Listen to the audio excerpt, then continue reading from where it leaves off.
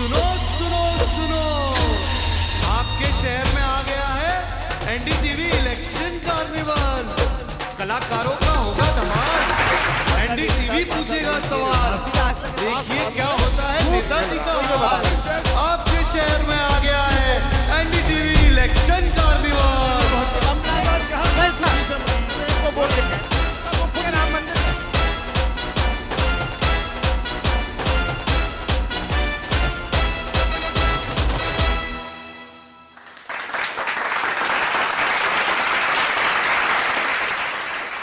नमस्कार, बहुत बहुत स्वागत है आपका। मैं हूं आपके साथ सुमित अवस्थी और आप एनडीटीवी पर हमारा इलेक्शन कार्निवाल देख रहे हैं। करीब 13 राज्यों तक 7400 किलोमीटर का सफर तय करने के बाद एनडीटीवी का काफिला एक बार फिर उत्तर प्रदेश में एंट्री कर चुका है। उत्तर प्रदेश में इस वक्त हम झांसी में हैं। मेरे पीछे आप देख सकते हैं झांसी का किला आपको दिखाई दे रहा है और झांसी की ये जंग बहुत ही दिलचस्प इस बार हो गई है। Sitting MP Bharatiya Janata party के हैं, लेकिन जो उनके चैलेंजर हैं वो यहाँ से एमपी रह चुके हैं और मनमोहन सिंह की सरकार में मंत्री रह चुके हैं। इन दो के बीच कहा जा रहा है कि इस बार कांटे की टक्कर है। कांग्रेस का गठबंधन सपा के साथ है, इस बार बसपा के साथ नहीं है। पिछली बार सपा यहाँ पे लड़ी थी, नंबर 2 आई थी। इस बार बसपा अलग है और बसपा अलग होने की वजह से क्या इंडिया अलायंस जो बना हुआ है उसको फायदा होगा या नुकसान। और प्लस मेरे साथ यहाँ बहुत बड़ी संख्या में झांसी की आवाम भी मौजूद है। जोरदार तालियां आप सबका, बहुत बहुत शुक्रिया मेरे साथ यहाँ जुड़ने के लिए इस मंच पे। और हम बातचीत करेंगे, झांसी के बारे में बात करेंगे, उत्तर प्रदेश के बारे में बात करेंगे और ये बात भी करेंगे कि देश की राजनीति पर इस सीट के नतीजे कितना असर डालने वाले हैं, क्योंकि उत्तर प्रदेश में बार बार कहा जा रहा है कि राम मंदिर की हवा चल रही है। खैर, तमाम मुद्दों पर लौटेंगे। स्थानीय कलाकार भी मेरे साथ होंगे। एक ऐसे ही कलाकार को हम खोज के लाए हैं क्योंकि हम झांसी में हैं, झांसी में आए और रानी लक्ष्मीबाई जी की बात ना हो, ऐसा कैसे हो सकता है। आपके लिए झांसी से रानी लक्ष्मीबाई, आइए। रानी लक्ष्मीबाई बनी हुई हैं, जोरदार तालियों के साथ स्वागत करिए। क्या बात है, बहुत बहुत शुक्रिया, आप लोगों ने ये तैयारी कर दी इस चीज़ के लिए। मुझे तो पता है आपका नाम क्या है, लेकिन सीमा अपना नाम बता दीजिए। जी, मेरा नाम सीमा रायकवार है। हाँ। और मैं झांसी से हूँ और झांसी के इस रूप की एक ऐसी विशेषता है कि झांसी का नाम झांसी की रानी, और जब तक झांसी की रानी प्रति व्यक्ति महिला ना बने तब तक तो झांसी का नाम पूरा होता ही नहीं। आप झांसी की हैं, आप महिलाओं की बात कर रही हैं सीमा जी। 2-3 सवाल है मेरे आपसे। इसके पहले कि मैं नेताओं के पास जाऊं, क्योंकि नेता तो रोज ही बोलते हैं, आवाम तो पहली बार मिलती है, कम कम समय मिलता है। ये बताइए, झांसी की महिलाओं की सबसे बड़ी समस्या क्या है, आपको क्या लगता है? सबसे बड़ी समस्या रोजगार ही है, क्योंकि जो महिला होती है वो परिवार को मेंटेन करती है। देखो, जेंट्स क्या होता है, वो बाहर चला जाता है, लेकिन जो महिलाएं होती हैं वो घर में होती हैं। और महिलाओं की विशेषता होती है, उनको पूरा मेंटेनेंस देखना होता है, घर का भी और बाहर का भी। तो जाहिर सी बात है कि उन्हें रोजगार मिलेगा तो पूरी तरीके से वो घर भी व्यवस्थित कर पाएंगी और बाहर भी व्यवस्थित कर पाएंगी। और मैं कहूँ तो मेरा मानना ये है कि जितना पुरुष करते हैं उससे ज़्यादा महिलाएँ करती हैं, क्योंकि महिलाओं को अगर घर का काम दे दो तो वो भी कर सकती हैं और बाहर का काम दे दो तो वो भी कर सकती हैं। नो डाउट, महिला अगर ना हो तो पुरुष कुछ नहीं कर सकते। अब ये बताइए, आप क्यों रानी लक्ष्मीबाई की रूप ये वेशभूषा में रहती हैं? क्या क्योंकि इंस्पिरेशन क्यों है वो आपकी? मुझे मेरी झांसी में रहना पसंद है और झांसी का रूप इसलिए धारण करती हूँ क्योंकि मैं एक कलाकार नहीं हूँ झांसी की, लेकिन झांसी के रूप में जब मैं आती हूँ तो मुझे लगता है कि यार मैं झांसी की हूँ। और झांसी में जब तक झांसी का रूप धारण ना करूँ रानी लक्ष्मीबाई का, तब तक तो लगता ही नहीं है कि मैं झांसी से हूँ, या फिर मेरे अंदर ऐसी वीरांगता नहीं झलकती कि मैं झांसी की हूँ और मैं कुछ कर सकती हूँ। स्वभाव से भी आप वीरांगना है, अपने परिवार में आगे पीछे रहती है, अपने मुद्दों के लिए लड़ती रहती है। बिल्कुल सर। तो फिर हम झांसी के पास हैं, झांसी के किले के पीछे खड़े हुए हैं, आप साथ में हैं। सुभद्रा कुमारी चौहान जी की मशहूर कविता है, खूब लड़ी मर्दानी वो तो झांसी वाली रानी थी, मुझे वो याद आ रही है। आपको याद है? यस सर, बिल्कुल याद। बिल्कुल। बुंदेले हर बोलों के मुंह हमने सुनी कहानी थी, खूब लड़ी मर्दानी वो तो झांसी वाली रानी थी। चमक उठी सन 57 की वह तलवार पुरानी थी, खूब लड़ी मर्दानी वो तो झांसी वाली रानी थी। भाई बहुत बहुत शुक्रिया हमसे बात करने के लिए। Thank you so much. Thank you भैया, थैंक यू। Thank you. हमारे पास एक और कलाकार हैं स्थानीय यहाँ पर, उनसे हम बात करेंगे और मैं ऊपर जाता हूँ, पहले उनसे परिचय लेता हूँ और फिर हम इस बातचीत को आगे बढ़ाएंगे। और क्योंकि हम बुंदेलखंड में हैं और बुंदेलखंड के लोगों के बीच आके बुंदेलखंड की भाषा में बुंदेलखंड की बातें ना हो तो कैसे बात करेगा। आपका नाम बताइए। जी सर, मुन्नालाल मासूम है मेरा नाम। मैंने तो बहुत सुना आपका नाम मुन्नालाल मासूम जी, आपके कई सारे वीडियोस भी हैं यूट्यूब पर। आपकी मंडली क्या करती है? बस ये अपनी बुंदेली को उजागर करने के लिए लगे रहते हैं। हालांकि शासन का सरकारी कोई सुविधा नहीं है, अगर है भी तो कुछ बड़े बड़े लोग हैं उसको फ़ायदा ले जाते हैं, बाकी सब तो ले जाते हैं। छोटे छोटे जो कलाकार हैं वो दबे रह जाते हैं। तो आपको आप अपनी कला को दिखाने का मौका है एनडीटीवी कार्निवाल के इस मंच से। क्या सुनाने वाले हैं बताइए, और सुनाइए, झांसी की जनता का मनोरंजन करिए।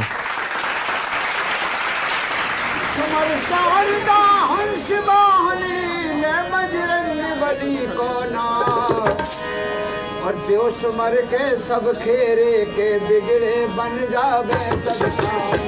देव सुमर के सब खेरे के बिगड़े बन जावे सब काम।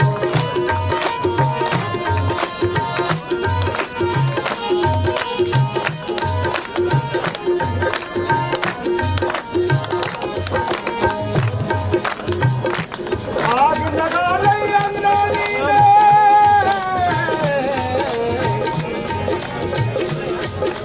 आग लगा रही खुशहाली में, आग लगा रही खुशहाली में, थोड़ा संग चढ़ गया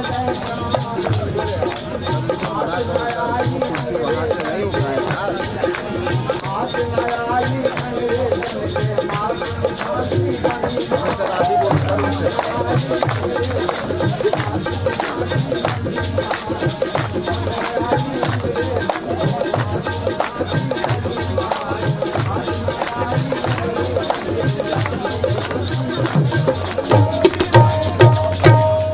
जोरदार तालियां मासूम जी के लिए भाई, वाह मजा आ गया, क्या अलग आया आपने, बहुत बहुत शुक्रिया। तो आइए बातचीत का सिलसिला शुरू करते हैं। यहाँ झांसी की जनता की बेचैनी बढ़ती जा रही है। ये लोग सब अपने नुमाइंदों से, जिनको चुनकर भेजने वाले हैं, उनसे सवाल पूछना चाहते हैं। आप सबके पास भी मैं आऊँगा, लेकिन पहले मंच पे चलते हैं। मेरे साथ 3 खास मेहमान यहाँ मौजूद हैं। जोरदार तालियां बजा के स्वागत कर लीजिए अपने अपने लोगों का। मेरा मत करिए, मेरा स्वागत आप कर चुके हैं। मैं परिचय कराता हूं। मेरे पास मेरे लेफ्ट में गौरव बैठे हुए हैं, गौरव जैन, जो कि कांग्रेस के यहाँ के प्रत्याशी प्रदीप जैन जी के सुपुत्र भी हैं, कांग्रेस पार्टी के टीवी पैनलिस्ट भी हैं। और ख़ास बात यह है कि इनके पिताजी जो यहाँ से सांसद रहे और इस बार कांग्रेस के प्रत्याशी है, कांग्रेस सपा के जॉइंट प्रत्याशी हैं, उनकी तबीयत नासाज है तो वो यहाँ नहीं आ पाए, इसीलिए उन्होंने अपने बेटे को ये कमान सौंपी है। उनके साथ उनके लेफ्ट में प्रदीप सरावगी जी हैं, यहाँ झांसी के लिए बहुत जाना पहचाना चेहरा है। झांसी के बीजेपी के प्रत्याशी अनुराग शर्मा जी जो हैं उनके नुमाइंदे हैं, उनको रिप्रेजेंट कर रहे हैं।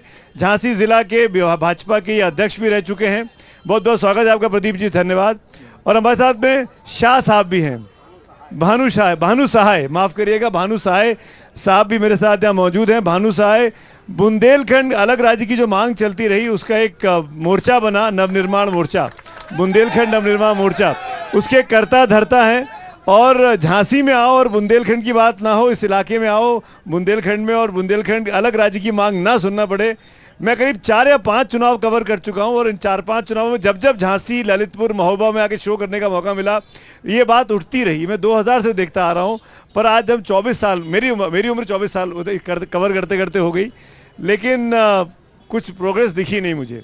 ये क्यों है, ये आप मुझसे बेहतर आप जानते हैं। तो मेरा पहला सवाल आप ही से है कि ये झांसी को या बुंदेलखंड को अलग राज्य का दर्जा क्यों नहीं मिल पा रहा है? जब मूवमेंट उठता है लगता है कांग्रेस आई बना देगी, फिर लगता है भाजपा आई अब बन जाएगा, भाजपा को आए 10 साल हो गए, कांग्रेस भी 10 साल रह के चली गई, क्यों नहीं बन पा रहा है बुंदेलखंड अलग राज्य? क्यों आपकी मांगे दिल्ली तक नहीं पहुँच पा रही हैं? भानु जी। नहीं, दिल्ली तक तो हम लोगों की मांग पहुँच गई है। कुछ ऊपर वाला मेहरबान हुआ था जिस समय कांग्रेस के नेता राहुल गांधी जी यहाँ बुंदेलखंड आके कुटी कुटी में सो रहे थे। उस समय आप लोगों ने हमारी बदहाली को पूरे देश में सब दिखाया कि बुंदेलखंड कितना बदहाल है, कितना बेहाल है, किस तरह से यहाँ लोग जीने को अपनी जीवन गुजार रहे हैं, ये सब आप लोगों ने दिखाया। उसके बाद उमा भारती जी झांसी चुनाव लड़ने आई। हाँ। उन्होंने भगवान राम को साक्षी मानकर ये कहा कि 3 साल के भीतर बुंदेलखंड राज्य बनवा दिया जाएगा। उन्हीं की बात को राजनाथ सिंह जी ने मौरानीपुर में कहा कि उमा जी के में तो इतनी शख्सियत है कि ये प्रधानमंत्री से सीधी अपनी बात बनवा सकती हैं, लेकिन अगर इन्हें कोई दिक्कत होगी तो मैं इनके वादों को पूरा कराने का कार्य करूंगा। उसके बाद झांसी में मोदी जी आए। मोदी जी एक कदम और आगे बढ़ गए कि उमा जी आप तो जैसे बुंदेलखंड में रच और रम गई हो। मेरे पास वीडियो है सब, मैं आपको दूंगा सब, आज मैंने वायरल किया है, मेरे सारे भाइयों के पास पहुंच गया होगा। मोदी जी भी यही बोले कि उमा जी आपके सारे वादों को पूरा कर कर मुझे ऐसा लगेगा कि मुझे गर्व की अनुभूति हो रही। लेकिन कहीं ना कहीं ये जो मुद्दा है ये राजनीतिक सूली पे चढ़ जाता है, क्योंकि हमारे यहाँ अवैध खनन बहुत है और जितने राजनीतिक दल हैं जो सत्ता में आते हैं वो उस अवैध खनन पर अपनी निगाहें गड़ा देते हैं, और वो इसलिए बुंदेलखंड बनाना नहीं चाहते कि उनको इतना बड़ा चारागाह और कहीं मिल ही नहीं सकता है जितना बुंदेलखंड में है। जितना मैं समझा भानु जी आपकी इस इनिशियल कमेंट से, आपके हिसाब से कांग्रेस भी कुछ नहीं कर पाई और भाजपा भी कुछ नहीं कर पाई। जो मेरा सवाल था, सिर्फ कुटी कुटी आके सोने से काम नहीं चलेगा, या सिर्फ झांसी में आके भाषण देने से काम नहीं चलेगा, वादे करने से काम नहीं चलेगा। अगर मैं आपकी बात को दोनों राजनेताओं के पास ले जाऊं, 10 साल ये भी रह लिए, 10 साल वो भी रह लिए, हम सबकी मेमोरी में 4 से 14 और 14 से 24 का ये कार्यकाल। तो सराबगी जी मेरा सवाल आपसे है, क्यों क्यों क्यों आप बुंदेलखंड में रह के बुंदेलखंड की मांग अपनी सरकार से नहीं मनवा पा रहे हैं? लखनऊ में आपकी सरकार, दिल्ली में आपकी सरकार, सबसे पहले भोपाल में आपकी सरकार रही। हाँ, सबसे पहले मैं झांसी की धरती पर आपका स्वागत करता हूं, अभिनंदन करता हूं, धन्यवाद। और आपके सभी लोगों का जो झांसी से भी मीडिया कर्मी पधारे हैं जिन्होंने इतना बढ़िया मौका दिया हमको, उन सबका पहले स्वागत अभिनंदन। जहां तक हमारे भानु साई जी ने कहा कि बुंदेलखंड बुंदेलखंड की राजनीतिक और भौगोलिक स्थिति थोड़ी सी अन्य जगहों से भिन्न है। इसका एक बड़ा हिस्सा जो उत्तर प्रदेश से बड़ा हिस्सा है वो मध्य प्रदेश में आता है, 7 जिले केवल उत्तर प्रदेश में आते हैं। इस कारण से पूरी परिस्थिति नहीं बन पाती है। और जहां तक भारतीय जनता पार्टी का सवाल है, उमा भारती ने भी कहा था, राजनाथ सिंह ने भी कहा था, हम भी कह रहे हैं कि बुंदेलखंड राज्य बनना चाहिए, और भारतीय जनता पार्टी छोटे छोटे राज्यों की समर्थक है। जितने भी छोटे राज्य बने हैं तो वो भारतीय जनता पार्टी के शासन में ही बने हैं। सवाल बनता है कि जब आपने छत्तीसगढ़ बना दिया, आपने झारखंड बना दिया, आपने उत्तराखंड बना दिया 2001 में वाजपेयी जी की सरकार, भारतीय जनता पार्टी क्यों नहीं बन पा रहा है बुंदेलखंड? भारतीय जनता यूपी एमपी दोनों जगह आपकी सरकार है। भारतीय जनता पार्टी ही केवल एक ऐसी पार्टी है जिसने राज्य पुनर्गठन आयोग गठित किया है। ये गलत कह रहे हैं सर, गलत कह रहे हैं। बिल्कुल नहीं, बहुत पुराना। देखिए एक मिनट, राज्य पुनर्गठन आयोग घोषित किया है, और भारतीय जनता पार्टी के हर जगह हम लोग कहते हैं कि छोटे छोटे राज्य ही विकास का आधार हो सकते हैं। और पुनर्गठन आयोग का चेयरमैन कौन है सर? इन्होंने खनन की बात तो लीजिए सर, गठित ही नहीं हुआ है, गठित ही नहीं हुआ है सर, जो बोला जा रहा है। जो इन्होंने खनन की बात की है, आज केवल अभी 7 साल भारतीय जनता पार्टी की सरकार को हुए, इससे पहले ये खनन आप ही के लोग करते रहे होंगे। इसका अनुभव आपको ज्यादा है, हम लोगों को इसका ना अनुभव है ना हम लोगों का स्वभाव है, ठीक है प्रदीप ना जी, हमारे कार्यकर्ता ऐसा करते हैं। कांग्रेस के युवा नेता प्रवक्ता गौरव जैन बोलना चाह रहे हैं बहुत देर से। गौरव, प्रदीप चाचा हमारे सम्माननीय है, अनादर करते हुए मैं कुछ बातों में इनके बताऊंगा। सबसे पहली बात तो उन्होंने बताया राज्य पुनर्गठन आयोग सबसे पहले नेहरू कैबिनेट में हो गया था 1957 में, जब अलग अलग राज्य बने थे, मैसूर अलग हुआ था, हैदराबाद अलग हुआ था, राज्य पुनर्गठन आयोग तब भी बन गया था। दूसरी बात इन्होंने बुंदेलखंड की करी। बुंदेलखंड के बनने के लिए उत्तर प्रदेश में जब बसपा की सरकार थी 2008 में, तब उस टाइम पे यहाँ से प्रपोजल चला गया था, फिर 2013 में भी गया। उसके बावजूद भी यहाँ पर चूंकि 2 राज्यों में बटा हुआ है, यूपीए के टाइम पे उन्होंने बोला कि 2 राज्यों में है, अलग अलग इसका विकास कैसे करें, तो बुंदेलखंड पैकेज दिया गया था। इतिहास में पहली बार ऐसा पैकेज था जो 2 राज्यों को बिना सीमा के दिया गया था, कि बुंदेलखंड राज्य नहीं है तब बुंदेलखंड के नाम से पैकेज दिया गया था। तो ये बात नहीं है उसमें जिस बुंदेलखंड को मिला, लेकिन उस बुंदेलखंड पैकेज के बदले मैं बीच में सभी जगह मंडियों में। प्रदीप जी बोलने दीजिए, प्रदीप जी पहली बार बोल रहे हैं, वो बोलने दीजिए, पहली बार बोल रहे हैं। गौरव, देखिए ये बात करी इन्होंने कि हर घर जल पहुंच गया।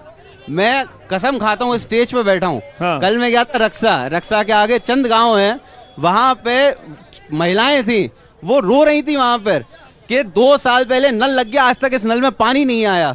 और इस बार हर बार बोलते हैं कि आप लोग आते हैं वोट मांगते हैं, वो हमें समझ रहे थे कि हम फूल के हैं, और हम लोगों को ऊपर इतने उत्तेजित हो रहे थे वहां के लोग कि आप हर बार बोलते हैं झूठे वादे करते हैं, यहाँ पानी आएगा, सड़क आएगी, सड़कें खुदी हुई है, पानी नहीं है वहां पे। मैं अगला सवाल के तौर पे प्रदीप सरावगी जी मैं आपसे पूछना चाह रहा हूं, हमने यहाँ पे झांसी में जो सबसे बड़ी समस्या देखी, जो दिल्ली में बैठ के अक्सर सुर्खियों में रहती है, वो है यहाँ पड़ने वाली भीषण गर्मी और गर्मी की वजह से सूखा, पानी की किल्लत।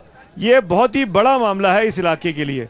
मुझे वो तस्वीरें आज भी याद हैं, इंडियन एक्सप्रेस के रिपोर्टर ने खबर की थी कि 40 टैंकर की ट्रेन चली है। वो कांग्रेस का ज़माना था, कांग्रेस का ज़माना था, पानी की दिक्कत थी, टैंकर से पानी आता था, लखनऊ से, दिल्ली से, देहरादून से ट्रेनें आती थीं।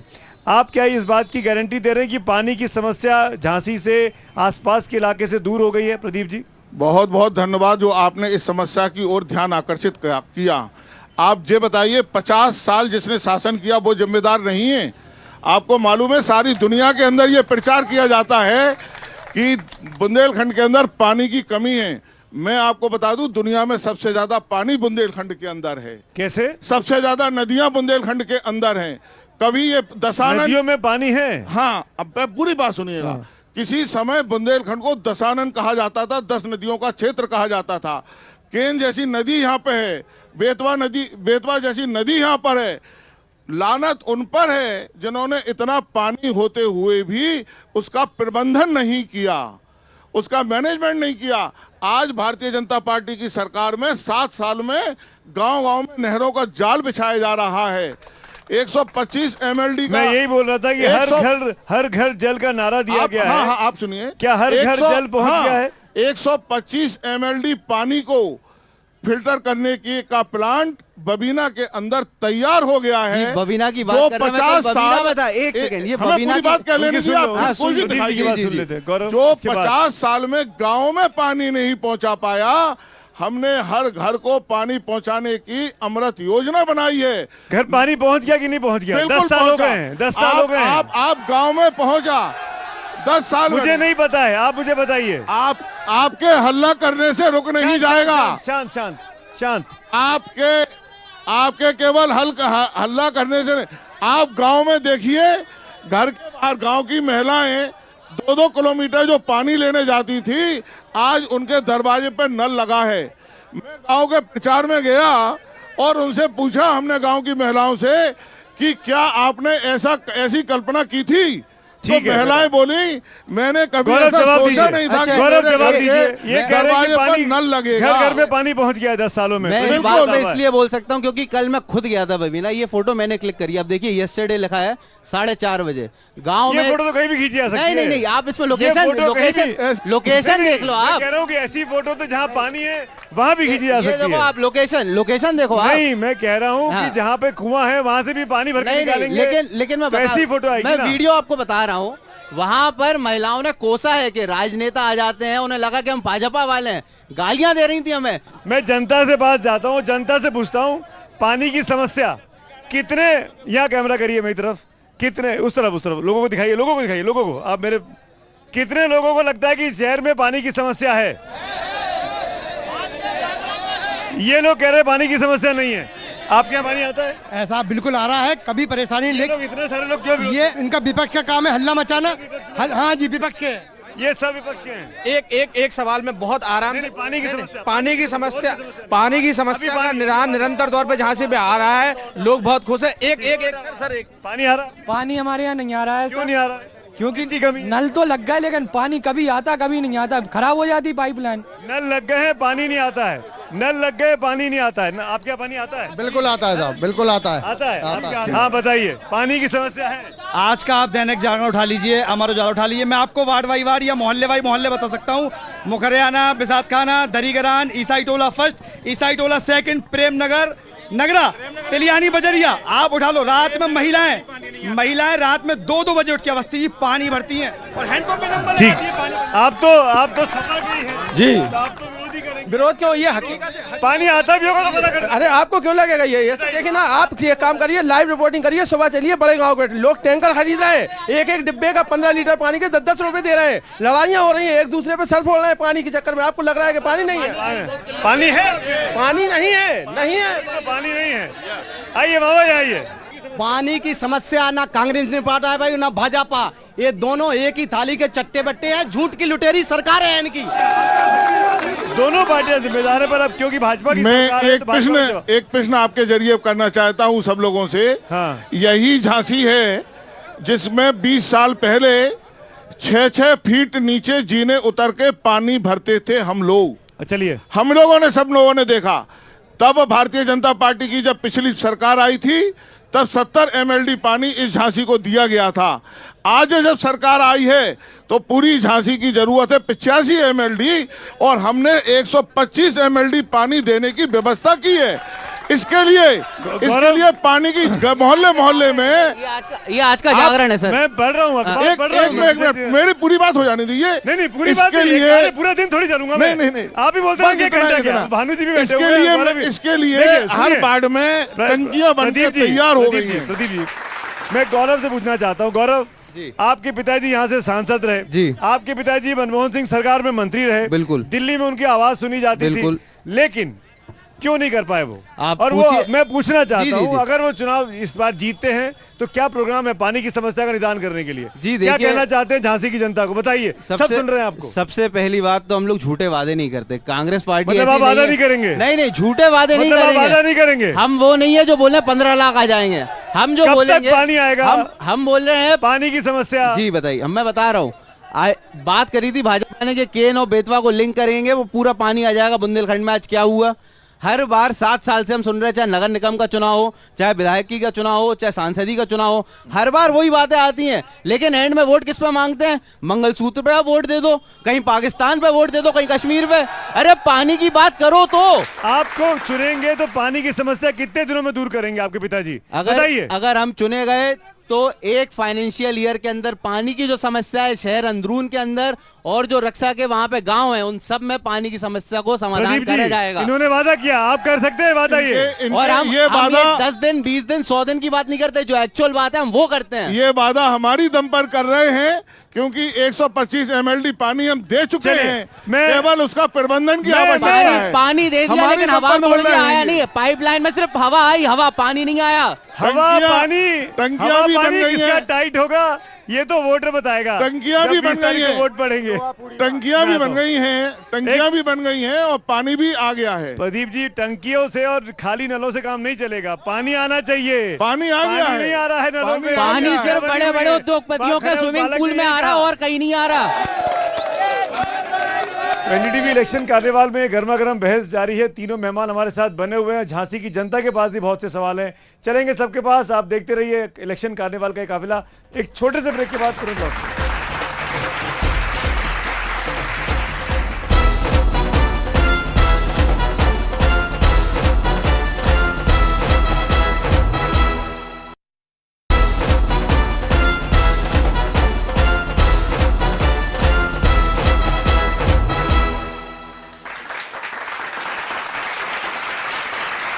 मैं अगले मुद्दे पे जाता हूं। और एक बड़ा मुद्दा उठाया गौरव ने यहाँ पे, और प्रदीप जी सवाल आपसे, इनफैक्ट भानु जी सवाल आपसे है।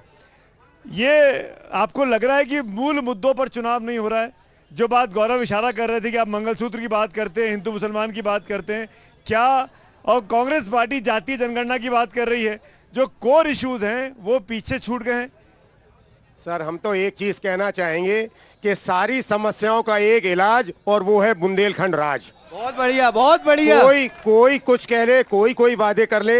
75 साल का इतिहास और बुंदेलखंड का सत्यानाश, आज तक कुछ नहीं हुआ। आप चुनाव क्यों नहीं लड़ते हैं? हाँ, वही मैं बता रहा हूँ, बुंदेलखंड की मांग करते हैं। मैं वही बता रहा हूँ। मैं अकेले चुनाव नहीं, मैं शादी भी नहीं कर रहा हूँ इसलिए जब तक बुंदेलखंड नहीं बन जाएगा, और चुनाव भी नहीं लड़ूंगा।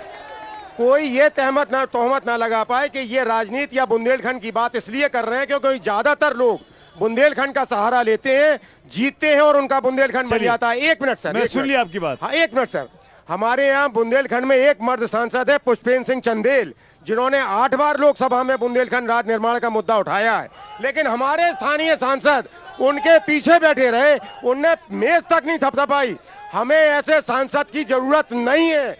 हम राम को कौन जवाब खा रहे दीजिए हैं कि भाई, हम आपके हराएंगे उन्हें? सांसद पे सवाल खड़े कर रहे हैं बीजेपी सांसद पे। चंदेल भी भारतीय जनता पार्टी हाँ। के सांसद है, एक की तारीफ कर रहे हैं और एक की आलोचना कर रहे हैं। और हमारे सांसद ने लिखित संसद के अंदर दिया है कि बुंदेलखंड राज्य बनना चाहिए। झूठ, हम ठीक है। उसके सिर्फ समर्थन झूठ, में- झूठ और एक और- बिल्कुल। दोस्तों एक बात एक और मुद्दे पे आगे बढ़ते हैं जिसकी तरफ मैं इशारा कर रहा था। आपने एक प्रश्न किया था मुद्दों वाला। नहीं, मैं वही आपसे पूछ रहा हूँ हाँ। कि ऐसा क्यों हो रहा है कि मुद्दे सेकंड फेज के बाद मुद्दे अलग हो गए हैं। तो पहले 2 चरणों में मतदान कम हुआ, इस वजह से क्या? मुद्दे कहीं अलग नहीं हुए।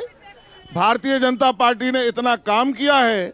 2014 के पहले इस देश के अंदर कैसे चुनाव होते थे हम सबने देखे हैं। तुष्टीकरण के नाम पर, लोभ के नाम पर, प्रलोभनों के नाम पर, क्योंकि विकास इस देश के अंदर कभी हुआ नहीं।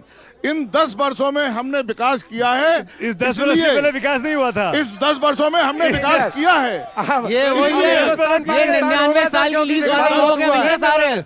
भाखड़ा इन 10 नंगल वर्षों किसने में बनवाया? हमने भाखड़ा 2014 नंगल के पहले किसने कहा। बनवाया? इसरो किसने बनवाया? 2014 के कब पहले बना? कहा। भारत अंतरिक्ष में अरे कब गौरव, गया? भारत बबीना से में जो पारिशा से भारत बबीना में तक गिना दो सब। गुजरात में प्रगति हुई, सड़क तो ये सब किसी कहाँ के से भी हुआ है? सड़क अरे तो आप कैसे जो भी जो बनेगी। बेच रहे हैं वो सब कांग्रेस नहीं बनाया। जो सड़क तो पहले भी बनेगी। आपसे सवाल है मेरा, मुझको आपसे सवाल है मेरा। हाँ, बताइए। कांग्रेस के नेता, बड़े नेता राहुल गांधी, प्रियंका गांधी, ये लोग राम मंदिर के दर्शन करने अयोध्या नहीं गए हैं। ये इन चुनावों में कितना बड़ा मुद्दा है? ये जबकि बहुत कल बड़ा ही मुद्दा। प्रधानमंत्री ने रोड शो किया वहां पे 2 ये दिन पहले। इस देश की आस्था के साथ, लोगों की विश्वास के साथ इतना बड़ा धोखा है। राम इस देश के रोम रोम में बसे हैं। जिन्हें इस देश के अंदर राम में विश्वास नहीं, जिन्हें राम के नाम पर विश्वास नहीं, उन्हें इस देश में रहने का भी अधिकार नहीं। क्या बात कर रहे हैं? वोट की तो बात छोड़ो, यही इस सोच देश में है। रहने का भी अगर कोई अधिकार शिव भक्त नहीं है तो उसको रहने का मतलब नहीं है। जो राम अगर कोई का नहीं- महावीर भक्त है तो उसको रहने का कोई मतलब नहीं है। बिल्कुल कोई नहीं। हनुमान भक्त है तो उसको जो- रहने का कोई मतलब जो नहीं है। राम का नहीं- सोच तो इनकी यही है, सोच तो इनकी यही है कि भैया जो- सिर्फ बिल्कुल। मैं, मेरे अलावा कोई नहीं। बिल्कुल यही और आप सोच बताइए, है। भारत हम में राम के 33 करोड़ हैं। देवी देवता हैं। पर प्रदीप जी, इस 33 बात का करोड़ जवाब दीजिए देवी- ना। हाँ। कि अगर हम 33 शिव करोड़ भक्त देवी देवता हैं, हैं, वो छोटे हनुमान हैं भक्त किसी हैं, से? तो आप भारत छोड़ो के बात कर सकते हैं। हम क्या? शिव की आराधना करते हैं, अगर- हम हनुमान की आराधना करते हैं। नहीं। यही तो कह रहे हैं कांग्रेस के लोग। राम के भी, उन्होंने हनुमान में भी भक्त नहीं है। हनुमान जी का भी मंदिर बना। अरे कहीं वहाँ भी तो जाने गए। नहीं। उन्हें इस देश की महाकाल के दर्शन किए, काशी विश्वनाथ के दर्शन देश किए, राहुल की- गांधी ने। कैलाश मानसरोवर अब गए कैलाश थे। मानसरोवर गए थे। नरेंद्र मोदी कैलाश मानसरोवर नहीं गए तो क्या भगवान शिव इस- के वो हो गए इस विरोधी? देश की आस्था में, इस देश के धर्म में, इस देश की परंपराओं में उनका कोई विश्वास नहीं है। जनता जनता जनता नहीं, आपसे पूछ लिया, आप बैठिए। सरावगी साहब से सवाल है, चारों शंकराचार्य राम मंदिर नहीं गए, क्या वो राम विरोधी हैं? ये सवाल है हमारा। ये देखिए, ये मुद्दा मंदिर का जो है ना, वो शंकराचार्य पे आ गया है कि चारों शंकराचार्य नहीं गए 22 जनवरी की प्राण प्रतिष्ठा में। क्यों नहीं गए? नहीं, वो बाद में गए हैं। कहाँ गए? अभी नहीं गए। गए हैं सभी। नहीं गए, शंकराचार्य नहीं गए। नहीं गए। ये उनका कार्यक्रम है। लेकिन जो ये कहता है कि हम नहीं जाएंगे, परेशानी उनसे जो नहीं गए, उनसे परेशानी थोड़ी है। जो कहते हैं कि हम नहीं जाएंगे, परेशानी उनसे है। एक छोटा सा चलिए, एक इशू है। और अभी एक राहुल और- गांधी कहते हैं कि हम जा रहे हैं। एक छोटा सा इशू अभी है, राहुल गांधी झांसी गए, में हम 10,000 स्वागत करने मकान के लिए टूट रहे खड़े हैं उनके। और वो क्यों टूट रहे हैं? क्योंकि जेडीए वालों ने बिना परमिशन के लोगों के नक्शे पास कर अब दिए। वापस झांसी पे आ गए। हाँ, झांसी पे आ गए क्योंकि मैं- 10,000 लोगों के मकान जो है वो मुझे आधार याद में है है। वो जो ग्रीन जेडीए बेल्ट पे आ गया था, जिसको प्रोटेस्ट चल रहा था। जेडीए बोल रहा है कि हम तोड़ेंगे। अभी कल तारीख थी, मैं वकील हूँ, निःशुल्क लड़ रहा हूँ वहां पे लोगों के लिए। वहां पे ये 15 लाख का वकील खड़ा करते हैं एनजीटी में और बोलते हैं मकान तोड़वाएंगे। और यहाँ पर इनके अधिकारी फोन करके बोलते हैं कि आप एडजमेंट ले लीजिए, चुनाव के बाद स्टेट को लड़िए। कमिंग तो ये बैक इनका टू दोहरी झांसी का नीति है। इशू, जवाब दीजिए। झांसी में 6,000 10,000 घर हैं जो ग्रीन बेल्ट में हैं, जिनको तोड़ने का फरमान जारी हो गया है। मैं पूरी जनता आपकी से, सरकार क्या मदद कर रही है? पूरी झांसी की जनता से 6 कहना लाख रुपए चाहता हूँ, ये सांसद जी बात ने तो लोगों सुन से लें। निकलवा लिया उसके नाम पे, फीस सुन के लीजिए, नाम पे। पहले इनको बोल लेने दो। और कुछ सुन बोलना है क्या गौरव, इस सुन लीजिए, विषय चाचा में? जी को सुन लीजिए। इस विषय में और कुछ बोलना है? चाचा जी को बोलना सुन है लीजिए। लेकिन हाँ। आप बोल लीजिए। नंबर एक बात कि जो झांसी के मकानों को तोड़ने का विषय है, वो झांसी विकास प्राधिकरण का नहीं है। फिर किसका है? वो एनजीटी का विषय है। एनजीटी में गया और क्यों, पूछिए तो जरा। उन्होंने सुप्रीम कोर्ट के आदेश हैं। सुप्रीम कोर्ट कोई आदेश नहीं है, अभी पहुंचा ही नहीं है मामला। बात अरे करिए, हम लड़ रहे हैं सर, बात हमसे करिए, पूछिए। आपस में हम लड़ रहे हैं सर, इसको एक मिनट, हमसे पूछिए। भानुजी, एक मिनट, जो भी बात भानुजी, करना हमसे पूछिए चाहे सर। सब लोग शांत हो जाएं। जो भी बात करना चाहे आमने सामने बात कर सकता हूं। मैं कर रहा हूं। कोर्ट नंबर 1 हाँ। कोर्ट का आदेश है, विकास प्राधिकरण का उससे संबंध नहीं। नंबर 2 भारतीय जनता पार्टी के मुख्यमंत्री से लेकर के सांसद ने, विधायक ने, सबने इसके लिए प्रयास किए कि कैसे कोर्ट के आदेश का भी पालन हो जाए और उनके मकान टूटने से बच जाएं। कैसे, इसके क्या लिए- फॉर्मूला है वो? इसके लिए फॉर्मूला बताइए। हाँ, इसके लिए जेडीए का प्लान 2031 बनके तैयार है। उनसे हाई कोर्ट में एफिडेविट दिया है कि ये प्लान आ जाने दीजिए। ये प्लान जैसे ही लागू हो जाएगा जवाब किसी का भी मकान नहीं ये कह रहे हैं, टूटेगा। प्रकाश साथ में है उनके। किसी का मकान नहीं टूटेगा। यहाँ से ऐलान कर रहा हूँ, मकान नहीं टूटेंगे, बोलिए। कोई मकान नहीं टूटेगा। आखिर में ये बहस जोरदार चली, लोग बाग उत्तेजित भी हुए। यहाँ पर ये हमको नहीं भूलना चाहिए, तमाम समीकरणों के बीच में एक बसपा का भी उम्मीदवार इस बार लड़ रहा है। कांग्रेस भी है, भाजपा भी है, कांग्रेस का सपा के साथ अलायंस है। जो बुंदेलखंड नवनिर्माण मोर्चा वो तो चुनाव लड़ता नहीं है, लेकिन वो राजनीति से दूर रहता है। लेकिन बीएसपी का कैंडिडेट भी यहाँ खड़ा है। बीएसपी के होने से ट्रायंगुलर कॉन्टेस्ट हो गया है, और ट्रायंगुलर होने से किसका पलड़ा भारी है, किसका पलड़ा कमज़ोर हुआ है, ये तो वोटिंग के बाद और 4 जून के नतीजों में पता चलेगा। लेकिन आप तीनों का शुक्रिया अदा करते करते मेरे पास एक युवा साथी वहाँ मौजूद है जिसके हाथ में गिटार है। मैं उसके पास जा रहा हूँ और मैं चाहूँगा क्लोजिंग कमेंट जो भी होगा वो एक संगीत के जरिए किया जाए। क्या नाम है आपका? आदित्य दुबे। दुबे साहब, क्या सुनाएंगे आप? मैं सुनाऊंगा जो क्षेत्रीय मुद्दे हैं और जो मुझे लगता है चीजें। 2 मिनट का समय मेरे पास से अधिक नहीं। आपने नोटबंदी की, हमने सब सहा। आपने भ्रष्टाचार किया, वो भी सहा। होगी नहीं ठंडी ये आग नोटबंदी की, कमल खिला ना पाए बल्कि राजनीति गंदी की। होगी नहीं ठंडी ये आग भ्रष्टाचार की, कमल खिला ना पाए बल्कि राजनीति गंदी की। पर लोगों की मुश्किल का मोल चुकाना होगा, वोट कैसे मांगोगे सबको ये बताना होगा। इस प्रोग्राम के खत्म करने का वक्त आ गया। दोनों तरफ के दर्शक जो हैं वो ऐसे ही तेजी के साथ अपनी अपनी बात कहने के लिए आगे आते हैं। क्या होगा 20 मई को झांसी की जनता तय करेगी। शुक्रिया।